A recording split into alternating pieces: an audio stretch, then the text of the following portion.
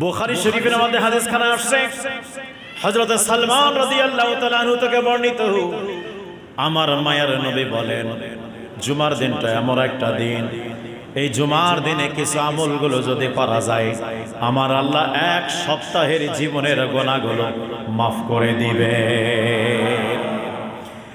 এক সপ্তাহের জীবনের গুনাহ মাফ হয়ে যাবে। এই জন্য যুবক ও মুরব্বী বাবারা, চিন্তা করার দরকার। আমার মায়ার নবী ঘোষণা করেছেন, আমার আল্লাহ এক সপ্তাহের জীবনের গুনাহ মাফ করে দিবেন। নবীর কথা পাহাড় পর্বত আসমান জমিন টুকরো টুকরো হয়ে যেতে পারে,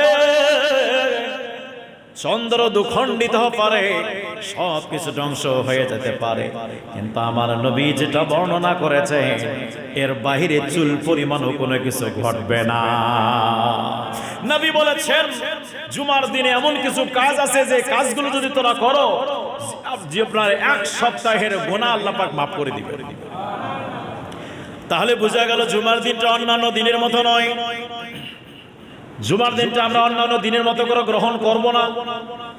রায় যুবক ভাইরা আমার, ও মুরব্বী বাবাজিরা, মায়ার নবীর কদম মোবারকে সাহাবী রাসূল আরজ করেন, ইয়া রাসূলুল্লাহ, ইয়া হাবিবাল্লাহ, ওগুলো কাজগুলো কি আছে যে কাজগুলো আমরা যদি আদায় করি, আমার আল্লাহ মহান রব্বুল আলামিন আমাদের এক সপ্তাহের গুনাহগুলো মাফ করে দিবেন। এক জুমা থেকে সামনে জুমা পর্যন্ত যতগুলো গুনাহ হয়েছে, আমার বন্ধুরা সমস্ত গুনাহগুলো আল্লাহ পাক মাফ করে দিবেন। আমার নবী বলেন, সাহাবীরা রে সাহাবীরা, এটা তেমন কিছু একবারে কঠিন আমল তা নয়। আমরা ওগুলো করি, তোমরা ওগুলো করো, শুধু একটু ধ্যান দিয়ে করবা। এক নম্বর হলো জুমার দিনে গোসল করবে। যেমন আমরা সকলে গোসল করে আসলাম জুমার মধ্যে, জুমার দিনে গোসল করাটা সুন্নাতে রাসূল।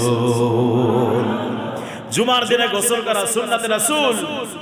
জুমাকে জুমা কেন বলা হয়? কি কারণে আজকে জুমার দিনটাকে জুমা বলা হয়েছে? কেন? কিয়ামতের ময়দানে সকলে সংগঠিত হবে, এক জায়গায় হবে, কিয়ামত কায়েম হবে জুমার দিনে, সমস্ত মানুষগুলো এক জায়গায় হবে, জামায়াত হয়ে যাবে আরাফাতের ময়দানের মধ্যে। ওই দিনটাকে কেন্দ্র করে এই দিনটার নাম করা হয়েছে জুমা। এই জন্য যুবক ভাইরা আমার নবী বলেন, সাহাবীরা ও সাহাবীরা রে, এক নম্বরে গোসল করবে, দুই নম্বর হলো পরিষ্কার পরিচ্ছন্নতা অর্জন করবে। আমাদের বিভিন্ন জায়গায় লোমগুলো রয়েছে পরিষ্কার করা জুমার দিনে সুন্নাত, নখ কাটা জুমার দিনে সুন্নাত। যুবক ভাইরা আমার, আমাদের ভিতরে কিছু কাজগুলো আছে, নখ পরিষ্কার করা, ব্রাশ করা, মেসওয়াক করা, রায় যুবক ভাইরা গোপ কেটে ছোট করা। আমার ভাইরা বিভিন্ন জায়গায় আমাদের নাভির নিচে লোম রয়েছে, লোমগুলো পরিষ্কার করা। এই পরিষ্কার করা জুমার দিনে সুন্নাতে রাসূল। আমার মায়ার নবী ঘোষণা করেছেন, তোমরা পরিচ্ছন্নতা অর্জন করো জুমার দিনে। কিন্তু অনেকের এমন হয়ে যায় 40 দিন পার হওয়ার পরেও আমাদের বিভিন্ন জায়গায় লোমগুলো যেগুলো সেগুলো পরিষ্কার হয় না। ঠিক কিনা বলেন? 40 দিনের উপরে দেওয়া যাবে না, 40 দিনের ভিতরেই করতে হবে। যুবক ভাইরা আমার, কি কষ্ট হচ্ছে আপনাদের? বুঝতে হবে আলোচনাগুলো আমার নবীর সুন্নাতে গেল। কিন্তু অনেক ব্যক্তি আছে নখ বড় বড় রাখে, নখ বড় বড় রাখে। নখ বড় বড় রাখাটা এটা নবীজির সুন্নাত নয়, এটা নবীজির পরিপন্থী কাজ। এই জন্য ভাইরা আমার, নখ কখনো বড় রাখবেন না। এই জন্য যুবক ও মুরব্বী বাবারা, বিয়ের সময় অনেকে লাগায় কি না? তাও ঠিক না। মনে রাখবেন পুরো মেহেদি লাগাবে মহিলারা। যদি আপনি মেহেদি লাগাতে চান তাহলে কোথায়? দাড়ি অথবা চুলের মধ্যে লাগাতে পারবেন, তবে কলপ লাগাবেন না। কথা বুঝে আসছে? কলপ লাগা যাবে না।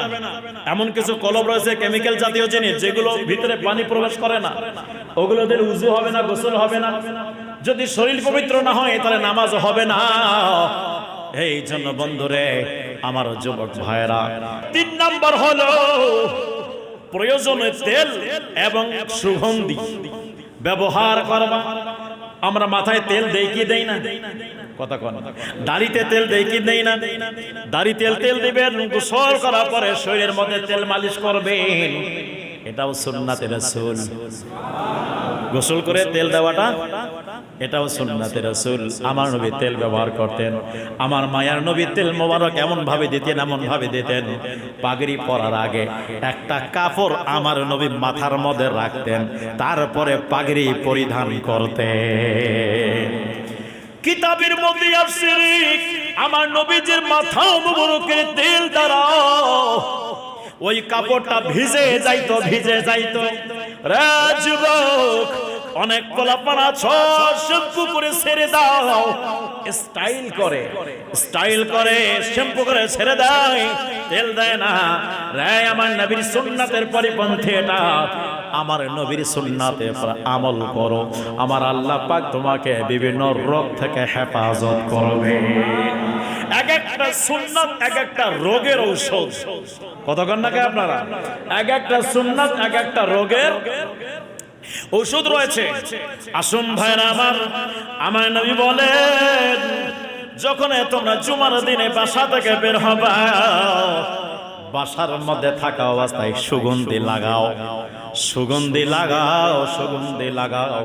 সুগন্ধি লাগা মানে আতর লাগাটা আমার নবী পাকের সুন্নাহ। বিভিন্ন আমরা পারফিউম ইউজ করি, যেগুলো শরীয়তের মধ্যে জায়েজ না, আমরা ওগুলো ইউজ করি। এই জন্য ভাইরা আমার আতর ব্যবহার করবেন। আতর ব্যবহার করা সুন্নাতে রাসূল। এটা মনে করে আতর লাগাবেন। যুবক বন্ধুরি, ও মুরব্বি বাবারা, এইবার মায়ার নবী ডাক দিয়া বলে, শুধু তাই নয়, তারপরে মসজিদের মধ্যে আসবেন। মসজিদের মধ্যে আসার পরে কাউকে ওভারটেক করে সামনে যাওয়া যাবে না। তাহলে জুমার দিনে আমরা যেখানে জায়গা পাবো সেখানে বসবো। কতক্ষণ? তার মানে কি আমরা লাস্টে বসবো, শেষে আসবো? নয়। আমার নবী বুখারী এবং মুসলিম মুত্তাফাকুন আলাইহির হাদিস, হযরত আবু হুরায়রা থেকে বর্ণিত হাদিস কেন আমার রাসূল পাক সাল্লাল্লাহু আলাইহি ওয়াসাল্লাম জুমার দিনে আগে আসার ব্যাপারে আলোচনা করেন।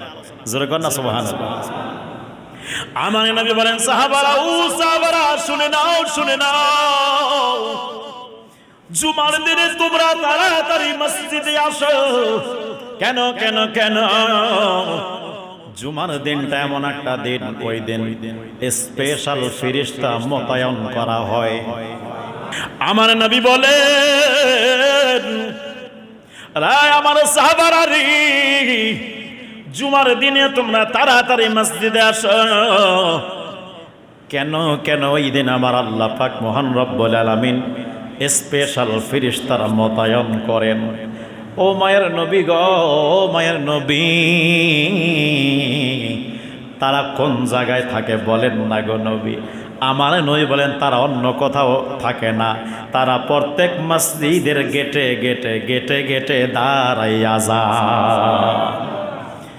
ও মায়ের নবী, তারা কখন আসেন,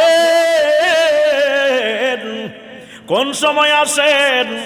আমার নবী বলে, সাহাবারা রে, জুমার ওয়াক্ত শুরু হওয়া মাত্রই তারা মসজিদের গেটে মোতায়েন হয়ে যায়। জুমার সময় কখন শুরু হয়? সূর্য মাথার উপর থেকে একটু ঢলে পশ্চিমের দিকে যায়, তখন জুমার ওয়াক্ত শুরু হয়। আমার নবী বলেন, ওই সময় ফেরেশতারা জুমার গেটে, মসজিদের গেটে চলে আসে।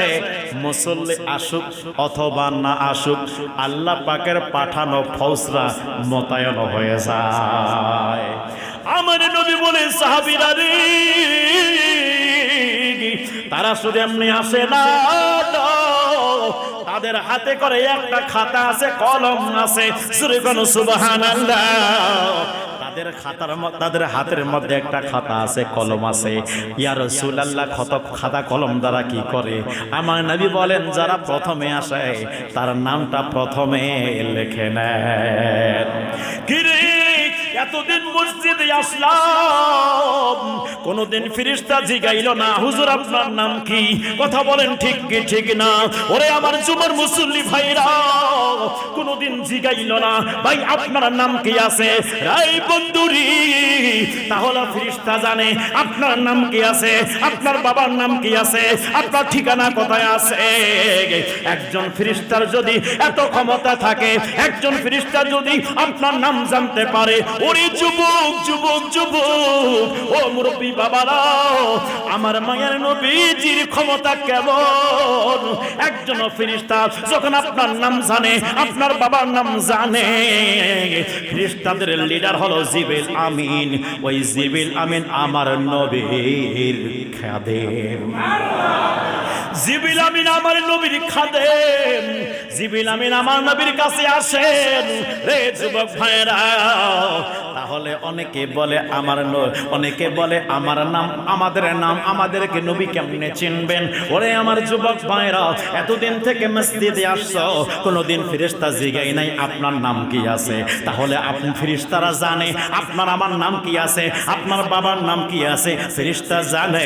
যদি ফেরেশতার এত ক্ষমতা হয়, তার চাইতে হাজার হাজার হাজার হাজার গুণ ক্ষমতা আমার নবীর বেশি আছে। আমার নবী যদি হইতো না, ফেরেশতা হইতো না, তাহলে আমার নবী আপনার আমার বংশের তালিকার নাম জানে কি জানে না?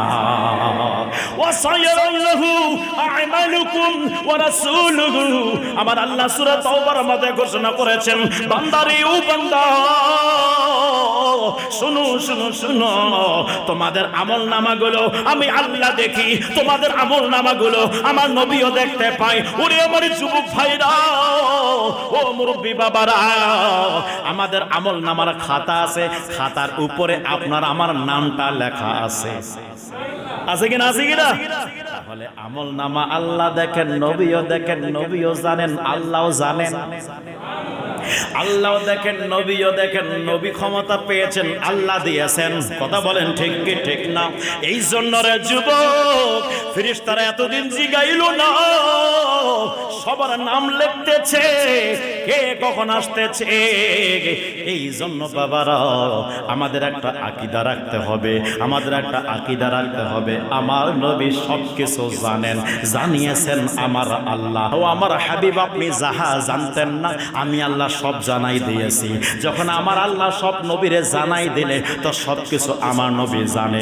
আমাদের ক্ষুদ্র ব্রেন দ্বারা, আমাদের ক্ষুদ্র মেমোরি দ্বারা, আমাদের ক্ষুদ্র জ্ঞান দ্বারা আমরা আটলান্টিক মহাসাগরের চাইতো রে যুবক, সারা পৃথিবী যদি বালুকণা করে দেওয়া হয়, বালুচর করে দেওয়া হয়, সমস্ত বালুচরের চাইতে আমার নবীর ইলম আল্লাহ পাক বেশি করে দিয়েছে। আর রহমানু আল্লামাল কুরআন, খলাকাল ইনসান, আল্লামাহুল বায়ান, মা কান ওয়া মা ইয়াকুনু, যা হয়েছে যা হবে সবকিছু আল্লাহ নবীরে জানাই দিয়েছে। তাহলে এত ইলম আল্লাহ জেনারে দিয়েছে, আপনার আমার ক্ষুদ্র মেমোরি দ্বারা কেমনে আমরা নবীর ইলমের বিরুদ্ধে আঙ্গুল তুলি? এই আঙ্গুল তোলা যাবে না, যাবে না। আমার আল্লাহ আমার নবীরে সবকিছু জানাই দিয়েছে। অতএব আমাদের এটা মানা ছাড়া এর বিরুদ্ধে যাওয়া যাবে না। কথা বলেন ঠিক কি না? এর বিরুদ্ধে চুল পরিমাণও যাওয়া যাবে না। কারণ কোথায় আটলান্টিক মহাসাগরের চাইতো বেশি, আর কোথায় মাত্র একটা কূপের চাইতো ইলম আমাদের কম। কথা কন না কেন? একটা কূপের চাইতে ইলম আমাদের কম। এই জন্য যুবক ভাইরা আমার মায়ের নবীজি তিনি বলেন, ফেরেশতারা দাঁড়ায় যায় দরওয়াজার মধ্যে। মনে আছে? লেখেন কার নাম? যারা মসজিদে আসে না, যারা আসে না। কথা কয়, যারা আসে তাদের নাম লেখে, যারা আসে না তাদের নাম লেখা। প্রশ্ন জাগে না? আবার এসেও মাঝে মাঝে নামের লিস্টের মধ্যে আমাদের নামটা যায় না। তো যারা আসে নাই তাদের নামটা কিভাবে আসবে? আসার পরেও মাঝে মাঝে খাতায় উঠে না, এন্ট্রি হয় না। কথা বুঝে আসছে? কোন ব্যক্তি? আমার নবী বলেন, সাহাবারা রে ও সাহাবারা, ফেরেশতারা দাঁড়ায় থাকে দরওয়াজার মধ্যে। আছে কিনা? আমাদের এখানে আছে কিনা? কথা কয় না? আছে কিনা? ফেরেশতাও শুনছি যে আজকে ওনাদের আলোচনা হচ্ছে। কথা কয় না কেন? ফেরেশতারা শুনতেছে আজকে ওনাদের আলোচনা হচ্ছে, তাহলে ফেরেশতারা খুশি না বেজার? কথা কয় না, খুশি না বেজার? আর ইনশাআল্লাহ আগামীতে ইনশাআল্লাহ ফেরেশতাদের আমরা আসবো, পারাপারি করে আসবো, যাতে যেন ফেরেশতার নাম তাড়াতাড়ি আমাদের নামটা লিখে দেয়। সবার আগে যে আসবে তার নাম আগে লেখা হয়। যদি 100 জন আগে আসে তাহলে কার নাম লেখা হবে? প্রশ্ন জাগে। 100 জন একসঙ্গে আসলো, কার নাম লেখা হবে? কে প্রথমে হবে? আমার ভাইরা, প্রথম লিস্টের মধ্যে শুধু একজনই হবে এটা নয়, প্রথমের মধ্যে 1000 জন, লাখ জন, কোটি কোটি জন হতে পারে। কথা বলেন ঠিক কিনা? প্রথম হাজার হাজার, শত শত, কোটি কোটি মানুষের নাম লেখা যেতে পারে, কোনো সমস্যা নাই। ফেরেশতারা লেখছেন। আমার নবী বলেন, সাহাবারা রে, ইমাম সাহেব যখন খুতবার জন্য মেম্বারে উঠবে, খাতা বন্ধ করে ফেরেশতারা বসে যাবেন। তাহলে বোঝা গেল যারা খুতবার সময় মসজিদে আসে তারা দুটা জিনিস থেকে বঞ্চিত। কয়টা জিনিস থেকে বঞ্চিত? দুইটা জিনিস থেকে বঞ্চিত। এক নাম্বার হলো একদম ওই ফেরেশতারা খাতার মধ্যে তার নামটা উঠবে না। দুই নাম্বার কি আছে পরে বলছি, শোনেন আমার বন্ধুরে, ও যুবক ভাইরা, নবীর কদমে সাহাবারা জিজ্ঞাসা, নবী গো, যে ব্যক্তি সর্বপ্রথম মসজিদে যাবে কি পাবে? আমার নবী ডাক দিয়া বলেন, যে ব্যক্তি সর্বপ্রথম মসজিদের মধ্যে যাবে, যে ব্যক্তি প্রথম হবে, আমার আল্লাহ পাক মহান রব্বুল আলামিন তাকে এমন একটা সওয়াব দান করবে যে আপনার মক্কা শরীফের মধ্যে হাজী সাহেবরা উট কুরবানি দিলে যত সওয়াব হয়ে যায়, আমার আল্লাহ তার আমল নামায় ততগুলো সওয়াব দান করবে। রায় জুমার মুসল্লিরা, একবার চিন্তা করে দেখেন আমরা আমল কত করেছি, আমরা কত আমল করলাম। আমাদের আমলে ডিস্টার্ব আছে, আমাদের নামাজে ডিস্টার্ব আছে, আমাদের কথার মধ্যে ডিস্টার্ব আছে, আমাদের আচার আচরণ ব্যবহারের মধ্যে ডিস্টার্ব আছে। একবার চিন্তা করো, এই এত সুন্দর বোনাস যেগুলো আজ জুমার দিন বোনাস আমার আল্লাহ আমাদের জন্য রেখেছে, এই বোনাসগুলো যদি আমরা কাজে না লাগাই তাহলে কিয়ামতের ময়দানে আমলের ডিব্বাটা খালি দেখা যাবে। কথা বলেন ঠিক ঠিক না? অথচ নবী অন্যান্য নবীগণের উম্মতরা 200, 300, 400, 500 বছর হায়াত পেয়েছে। হে যুবক ভাইয়েরা, নবীর কদমে গেলেন আমার নবী সাহাবীগণ বলেন, ইয়া রাসূলুল্লাহ, ওনারা তো এত হায়াত পাইল, ওনারা এত হায়াত পাইল, ওনাদের আমল তো আমাদের চাইতে বেশি হবে। আমার নবী বলেন, না না না, ওনাদের আমল আমাদের চাইতে বেশি হবে না, আমার উম্মতের চাইতে বেশি হবে না। কেন কেন? আমার আল্লাহ আমার উম্মতকে স্পেশাল বোনাস দিয়েছে। এই বোনাসগুলো যখন আমার উম্মতরা পাবে, তাদের আমলের চাইতে আমার উম্মতরা মাত্র 30 বছর হায়াত পেয়েছে, মাত্র 50 বছর হায়াত পেয়েছে, মাত্র 70 বছর হায়াত পেয়েছে। আমার উম্মতরা যদি কাজে লাগাইয়া দেয়, আমার আল্লাহ তাদের এসে এনাদের আমল বেশি করে দিবে। চিন্তা করার দরকার আছে না বোনাস। এই বোনাসগুলো যদি আমরা না নেই তাহলে আমাদের সংসার চলবে কিভাবে? রে আমার চাকরিওয়ালা ভাইরা, একদম বছরের যখন চাকরি করছো, বছরে 2-3 বার বোনাস পাও। বোনাসটা পাওয়ার আগে অনেক চিন্তা কর, আজকে বোনাস পাবো, এই বোনাস দিয়ে আমি এই কাজ করব, এই বোনাসটা এই খাতে লাগাবো, ব্যবহার করব, এখানে লাগাবো, আমার যে ঘাটতি রয়েছে এই ঘাটতিটা পূরণ করব বোনাসের মাধ্যমে। তো যদি আপনার পারিবারিক সাংসারিক অর্থনৈতিক দিক থেকে যদি আপনি বোনাসকে কাজে লাগায় ঘাটতি পূরণ করতে পারেন, তাই আমলের দিক থেকে বোনাস যখন কাজে লাগাবেন তো আপনার আমলের ঘাটতি পূরণ হবে। কি হবে? আমলের ঘাটতি পূরণ হবে। এগুলো করার দরকার আছে কিনা? কথা কয় না। এগুলো করার দরকার আছে কিনা? এগুলো বেশি বেশি করার দরকার।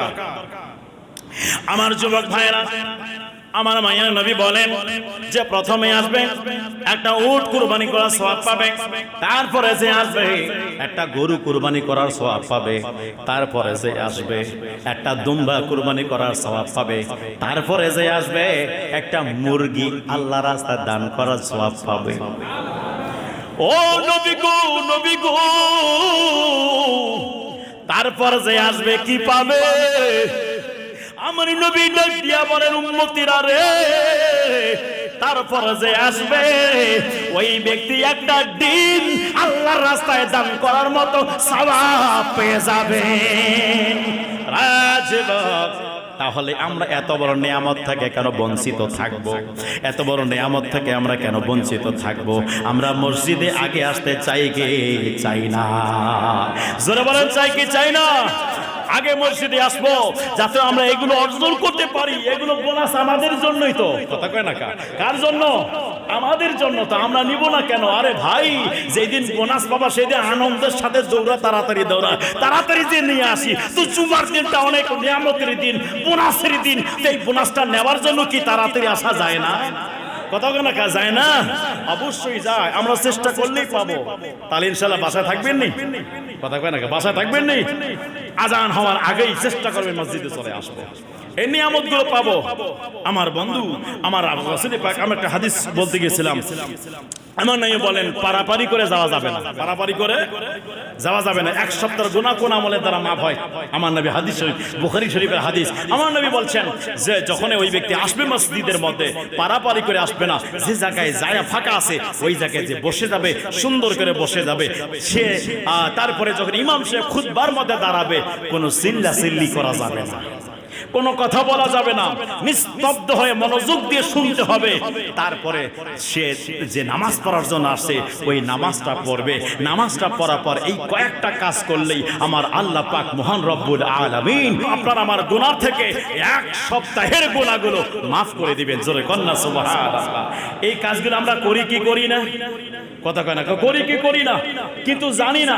এখন আমরা জানলাম, এখন আমরা বুঝলাম, এখন আমরা শুনলাম। তাহলে এখন থেকে আমরা আরো অ্যাক্টিভ থাকবো। আমাদের দাদা কোনো মিস্টেক না হয়, আমাদের দাদার কোনো ভুল না হয়। মসজিদের মধ্যে এসে চিল্লাচিল্লি করা যাবে না। মসজিদের আদবের খেলাফ হয়ে যায়। যেখানে যেখানে আপনার আমল বেশি, সওয়াব বেশি আছে, নেকি বেশি আছে, ওই জায়গায় বেয়াদবি করলে গুনাহও সেই পরিমাণ আছে।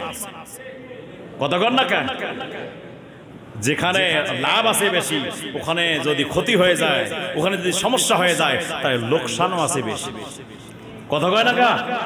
ঠিক কি না? এই জন্য যুবক ভাইরা, আমার মুরব্বী বাবাজিরা, জুমার মধ্যে আসবেন, পবিত্রতা অর্জন করবেন, গোসল করবেন জুমার দিনে। পরিচ্ছন্নতা অর্জন করার পরে আতর এবং তেল লাগাবেন, লাগার পরে সুন্দরভাবে আসবেন মসজিদ থেকে বের, মসজিদের দিকে আসবেন। আসার পরে আপনি পারাপারি করবেন না, যেখানে জায়গা পাবেন সুন্দরভাবে বসে যাবেন। বসার পরে চুপ করে থাকবেন, খুতবা হবে শুনবেন, খুতবার পরে নামাজ আদায় করবেন। বাকি নামাজগুলো পড়ার পরে আমার রাসূল পাক বলে এই কাজগুলো যারা প্রায় 6টা কাজ, এই 6টা কাজ করলেই ওই ব্যক্তির 7 দিনের জীবনের গুনাহ, আপনার 7 দিনের 1 সপ্তাহের গুনাহ, এক জুম্মা থেকে আরেক জুম্মা, এই গুনাহটা আমার আল্লাহ পাক মাফ করে দিবেন। জোরে বলেন না সুবহানাল্লাহ।